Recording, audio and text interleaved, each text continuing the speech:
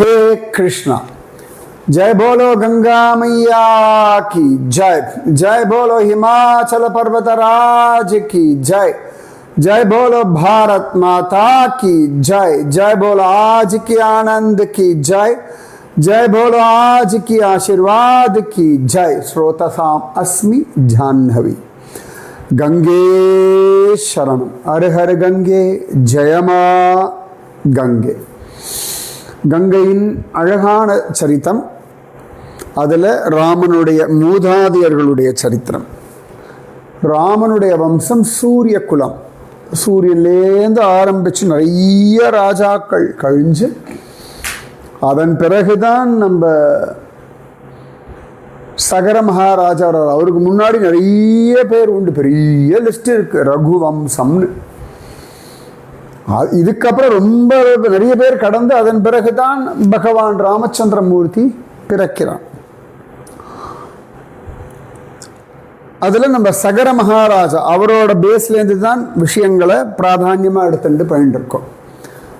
திரும்பி அதாவது ரீகேப் மாதிரி டெய்லி சொல்றேன்னா இந்த பேர்கள்லாம் நம்ம ஞாபகம் வச்சுக்கணும். ஆனால் அடுத்த தலைமுறைக்கு நீங்கள் குழந்தைகளுக்கெல்லாம் பேரன் பேத்திக்கெல்லாம் அந்த கதைகள்லாம் அழகாக சொல்லி தரணும். சகர மகாராஜா, அவருடைய மனைவி கேசினி, இன்னொரு மனைவி பேர் சுமதி. ராஜாக்களுக்கு அந்த மாதிரி மனைவிகள் உண்டு. அப்ப அந்த கேசினி சுமதி இவர்களோட சகர மகாராஜா ஹிமாலயத்தில் தவம் பண்ண பிருகு மகரிஷி ஆசீர்வாதம் பண்ணார். ஒருத்திக்கு ஒரு பிள்ளை, இன்னொருத்திக்கு 60,000 பிள்ளைகள்னு. அதில் கேசினியுடைய பிள்ளை அசமஞ்சன், சுமதியினுடைய பிள்ளைகள் 60,000 சகர புத்திரர்கள். அந்த அசமஞ்சன் அவருடைய பிள்ளை அம்சுமான். அசமஞ்சனுடைய நடவடிக்கை உலகத்திற்கு ஒத்து வரும்படியா இல்லை. ஜனங்களுக்கு பிரஜைகளுக்கு ரொம்ப கஷ்டமாக இருக்குது. அதனால் சகர மகாராஜா அவரை நாட்டை விட்டு அனுப்பிவிட்டார். பார்த்துக்கோங்க, அதாவது பிரஜைகள் முக்கியம், தேசம் முக்கியம், பிள்ளையை காட்டிலும். இது ஒரு பெரிய தர்மம், நம்ம சனாதன தர்மத்தில் சொல்லப்பட்டிருக்கு. இதை பேஸ் பண்ணிட்டு தான் நம்ம ராமச்சந்திர மூர்த்தி ஒரு வண்ணானுடைய அபவாதமாக இருந்தாலும் மற்றவர்களுக்கு இந்த சந்தேகம் உள்ளுக்குள்ள இருக்கும். இவன் வெளியில சொல்லிட்டான். அப்ப ராஜ்யம் முக்கியம், பிரஜைகள் முக்கியம்னு சொல்லி சீதா மாதாவை கொண்டு காட்டுல விட்டார் அப்படின்னு சரித்திரம். புரியுறதா? அதாவது ராஜ்ய பரிபாலனம் பண்றவர்கள் இப்படி இருக்கணும், ஜனங்கள் பிராதான்யம் அப்படின்னு. அப்புறமா நம்ம சகர மகாராஜா அஸ்வமேத யஜ்யம் பண்றார். இந்திரன் அஸ்வமேத குதிரையை திருடிண்டு போயிடுறான். கொண்டு கபிலாச்சாரியார் தபஸ் பண்ணக்கூடிய இடத்துல கொண்டு கட்டி வச்சுடுறான், விட்டுடுறானுங்க. குதிரையை தேடிண்டு 60,000 சகரபுத்திரர்கள் போறார்கள். பாதியில் திரும்பி வர கண்டுபிடிக்க முடியும். இல்லை கண்டுபிடிச்சு தான் ஆகணும்னு அவர் சொல்ல திரும்பிய தேடிண்டு போய் நம்ம கபிலாச்சாரியாருடைய ஆசிரமத்தை அடைகிறார்கள். அங்கே குதிரை இருக்கிறத பார்த்துட்டு அவர்தான் திருடன்னு முடிவு பண்ணி தப்பு பேசுறார்கள். கபிலாச்சாரியார் கோபத்தில் அவள் ஒரு பார்வை பார்க்கிறார். எல்லாரும் பிடி சாம்பலா விழுந்துடுறார். போனவர்கள் ஆள காணலையே அப்படின்னு சொல்லி இந்த பேரன் அம்சுமான அனுப்புறார். அம்சுமான் வில் வாள் எல்லாம் எடுத்துட்டு போறான். அப்பதான் சொன்னேன், பகவானுடைய விஷயங்களை சொல்லும் பொழுது என்னெல்லாம் உண்டு பஞ்சாயுதங்கள் கேட்டிருந்தேன்.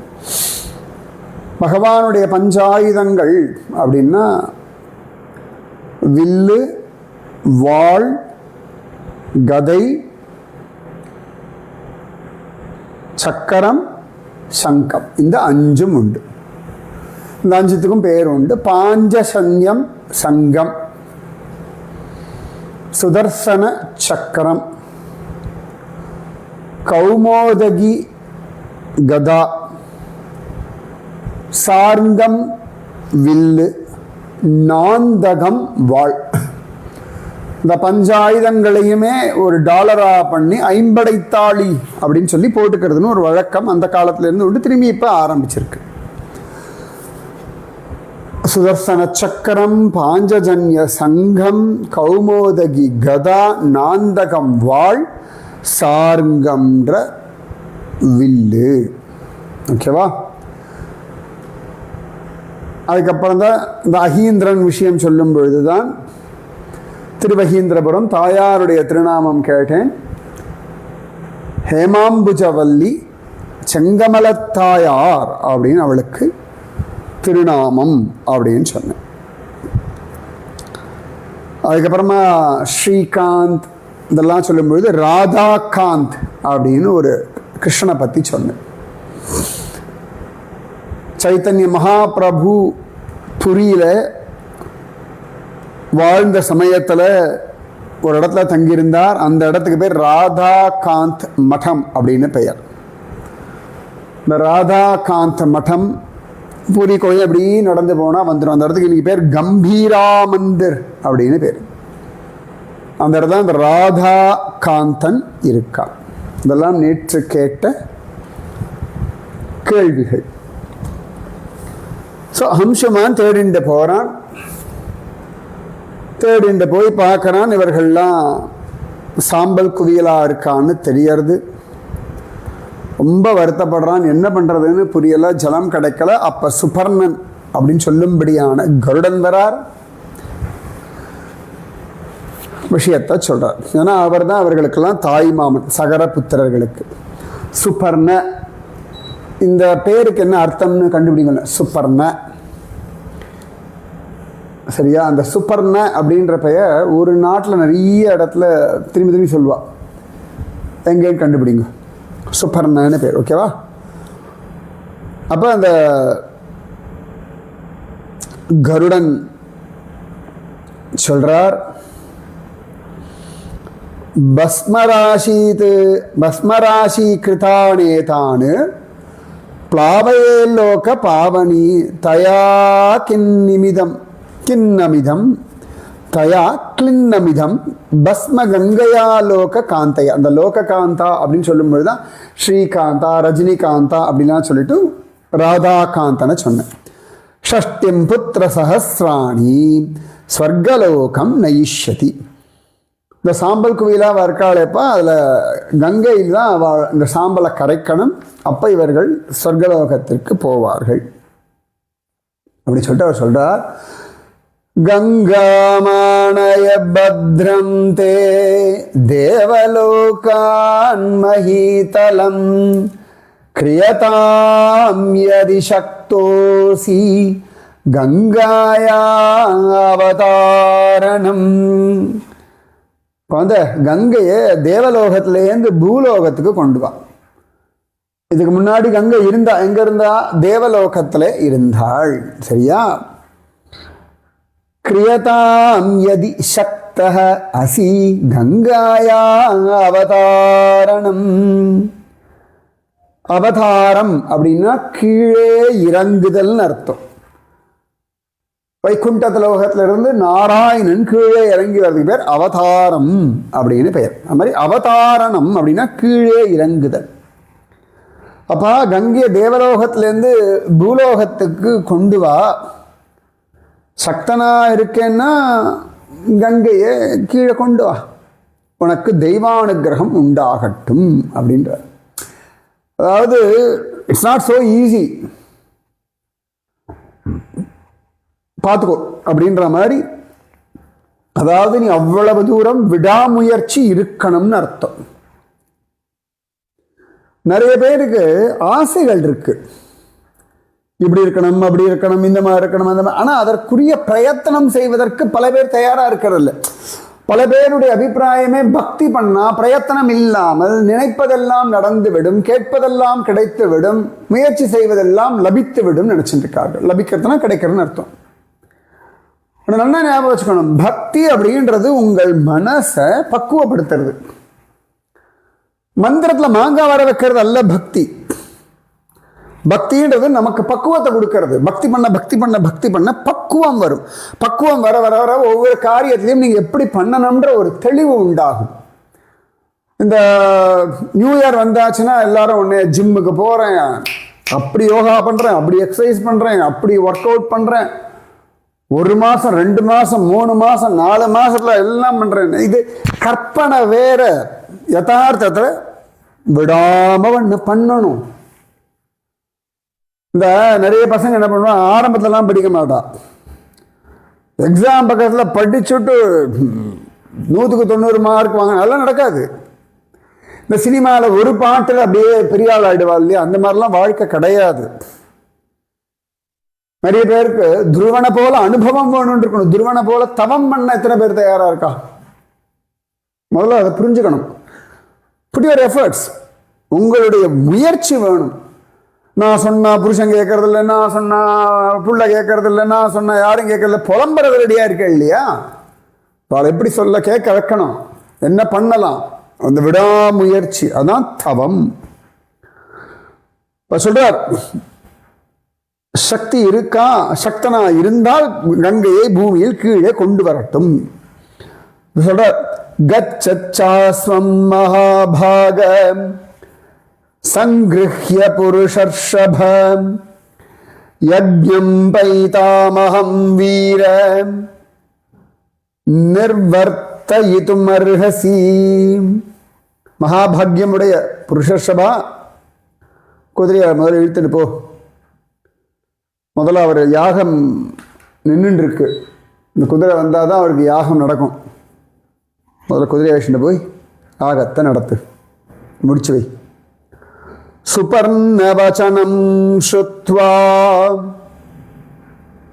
சஹ அம்சுமானதிவீர்யவான் த்வரிதம் ஹயமாதாய புனராயான் மகாயசாஹ. அதிவீரியனான அம்சுமான். சுபர்ண வச்சனம், சுபர்ண அப்படின்றது கருடனுடைய ஒரு பெயர். அதான் சொன்னேன், என்ன அர்த்தம் கண்டுபிடிக்கும். அவருடைய வார்த்தையை கேட்டு சரிக்கு முதல்ல குதிரை அழிச்சுண்டு போவோம்னு சொல்லி குதிரை அழிச்சுண்டு வரான். ததோ ராஜானமாசாத்ய தீக்ஷிதம் ரகுநந்தனம் ஞவேதயத் யதாவிருத்தம் சுபர்ணவசனம் ததா. ரகுநந்தனா, அந்த யஜ்ஞ தீட்சை வச்சுருக்கக்கூடிய ராஜாவை பார்த்து கருடன் சொன்ன விஷயத்தெல்லாம் என்ன உண்டோ சொல்கிறார். அம்சுமான் சகர மகாராஜாவிடத்தில் சொல்கிறார். தத் ஸ்ருத்வா கோர சங்காசம் வாக்கியமம்சுமதோ நிருபஹ யஜ்ஞம் நிர்வர்த்தயாமாஸ யதா தத்துவம் யதா விதி. ரொம்ப துக்கம் தரக்கூடிய அந்த அம்சுமானுடைய வார்த்தைகளை கேட்டார். இருந்தாலும் யாகத்தை நல்லபடியாக முடிக்கணும். அதாவது சில யாகங்களில் அவளுக்கு அந்த தீட்டெல்லாம் கிடையாது, அதை முடிச்சுட்டு வரணும் அப்படின்னு ஒரு தர்மம் உண்டு. அப்போ அந்த தர்மப்படி சாஸ்திரத்தை படி யாகத்தை முடிக்கிறார் சகர மகாராஜா. ஸ்வபுரம் சாகம ஸ்ரீமான் இஷ்டயஜ்ஞோ மஹீபதி கங்காயாச்சாகமே ராஜா நிச்சயம் நாத்யகச்சத. யாகத்தை முடிச்ச ஸ்ரீமானான அந்த சகர மகாராஜா தன்னுடைய அயோத்தியாவுக்கு வந்தார். ஆனால் எப்படி கங்கையை பூமிக்கு கொண்டு வருதுன்னு அவருக்கு கண்டுபிடிக்கவே முடியல. அகத்வா நிச்சயம் ராஜா காலேன மஹதா மகான் 30 வருஷசஹஸ்ராணி ராஜ்யம் கிருத்வா திவம் கதஹ. யோசிச்சுட்டே இருக்கார். பல பேர் டிஸ்கஸ் பண்ணுறார், ஒன்றும் தெளிவு கிடைக்க மாட்டேங்கிறது. இப்படியே 30,000 வருஷங்கள் ராஜ்ய பரிபாலனம் பண்ணுறார். சரி சரி, என் பிள்ளை போயிட்டார்கள், மூத்த பிள்ளை அம்சுமான் போயாச்சு, 60,000 பிள்ளைகளும் போயாச்சு. இப்போ என்னடா ஒரு சமாதானம்னா அசமஞ்சன் போயிட்டான், அம்சுமான் இல்லை, மூத்த பிள்ளை அசமஞ்சன் போயிட்டான், 60,000 சகரபுத்திரர்கள் போயிட்டா. இப்போ பேரன் அம்சுமான் மட்டும்தான் இருக்கான். சரி, 36 வருஷங்கள் ராஜ்ய பரிபாலனம் பண்ணுறான். சில சந்தர்ப்பங்கள் நமக்கு பர்சனல் கிரீஃப் நிறைய இருக்கும். ஆஃபீஸில் இருக்கலாம், வீட்டில் இருக்கலாம், சொந்தக்கார இடத்துல இருக்கலாம். இதெல்லாம் தாண்டி உங்கள் கடமைகள் நீங்கள் பண்ணி தான் ஆகணும். நான் அவளுக்கெல்லாம் எல்லாம் பண்ண, யாரும் என்ன மதிக்கலை, இப்போ எல்லாம் ஒதுக்கி தள்ளிட்டா. எஸ், ஆமாம், ஒதுக்கி தள்ளிட்டா என்ன பண்ண முடியும்? 4 கேள்வி நறுக்குன்னு கேட்கணுமா? ஆசை தீர கேட்டுடுங்கோ. சண்டை போடணுமா? சண்டை போட்டுருங்கோ. மனசுக்குள்ளே போட்டு விதும்பாதீங்கோ. உங்கள் உடம்ப பார்த்துக்கோங்க, உங்களை பிஸியாக வச்சுக்கோங்க. இந்த துக்கங்கள் உங்கள் மனசில் பாதிக்கிறதா? இந்த துக்கத்தை தாண்டி உங்களை சந்தோஷமாக வச்சுக்கிற வழிமுறைகளை நீங்கள் தான் கண்டுபிடிக்கணும். மனுஷா அப்படி தான் இருப்பா, அவெல்லாம் அப்படி தான். முன்னாடியே உங்களுக்கு புரிஞ்சுக்கல, சரி இப்போ புரிஞ்சுட்டு இருக்க, சந்தோஷம். புரிகிறதா? அந்த தெரிஞ்சாதான் உங்களுக்கு நல்லது. வாழ்க்கை இப்படி தான், இதெல்லாம் தாண்டி தான் வாழணும். நீங்கள் நமக்கு பிடிச்ச மாதிரியே எல்லாம் நடக்கும், நமக்கு பிடிச்ச மாதிரியே எல்லாரும் நடந்துப்பா, புரிஞ்சுப்பா, அதெல்லாம் கிடையாது. நீங்கள் யாருக்காக ஓடினாலோ யாருக்காக பண்ணாலோ அவர்களே ஒவ்வொரு காலகட்டத்தில் உங்களை ஒதுக்கி வைப்பா, இல்லாட்டி நீங்கள் ஒதுங்குவேள். இதெல்லாம் ரொம்ப ரொம்ப ரொம்ப ரொம்ப சாதாரண ஒரு விஷயம். புத்திர சோகம் இருக்கும், புருஷ சோகம் இருக்கும், பொண்டாட்டி சோகம் இருக்கும், என்னெல்லாமோ உண்டு. இதெல்லாம் தாண்டி மேக்கரிச்சு ஓடிட்டே இருக்க வேண்டியது தான். You have to live your life. காயங்கள் ஆறலாம், வடுக்கள் இருக்கும், ரைட்? அது சின்ன கூட, அதை விட பெரிய கூட சந்தோஷத்தை போடுங்க. Go with the life, go with the flow. அப்படியே எங்கேயோ வெளில போங்கோ, பிடிச்சதை பண்ணுங்கோ, நாமஜபம் பண்ணுங்கோ, பக்தி பண்ணுங்கோ. இதுதான் சத்சங்க வெரைட்டியாக ஏன் சொல்லிட்டு இருக்கேன். ஒவ்வொன்றுதான் மனசு அப்படி லயப்படும். ஏன் திரும்பி திரும்பி இந்த கதைகள் சொல்கிறேன்? உங்கள் கதையை விட இந்த கதை முக்கியம். இந்த கதையை மனசு வச்சுன்னா உங்கள் கதை மறந்து போயிடும். புரியுறதா? இது என்னோட லாஜிக் இல்லை, வேதவியாசர், வால்மீகி, எல்லா பிரிவாரோட லாஜிக்கே தான். இந்த மாதிரி கதைகள் கேட்டோம்னா மற்றதெல்லாம் மாறி போயிடும். ஓகே. ஸோ அவர் 30,000 வருஷங்கள் ராஜ்ய பரிபாலனம் பண்ணிட்டு அதுக்கப்புறமா சொர்க்கத்தை அடைந்தார். ஆச்சா. அடுத்து பாலகாண்டம் 42வது சர்க்கம். 24 சர்க்கः காலதர்மம் கதே ராம சகரே பிரகிருதி ஜனாஹ ராஜானம் ரோச்சயாமாசுஹு அம்சுமந்தம் சுதார்மிகம்.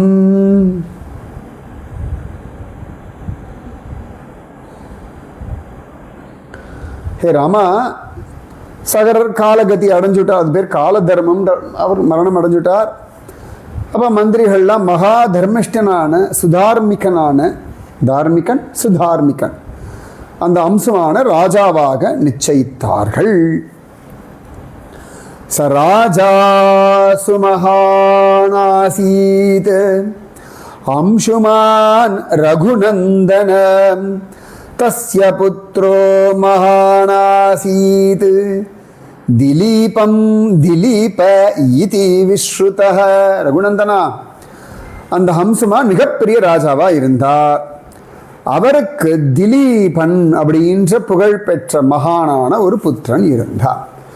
சகர மகாராஜா, அசமஞ்சன், அம்சுமான், திலீபன். திலீப் அப்படின்றோம் இல்லையா, ராமனுடைய மூதாதையர் பெயர் திலீப் அப்படின்னு.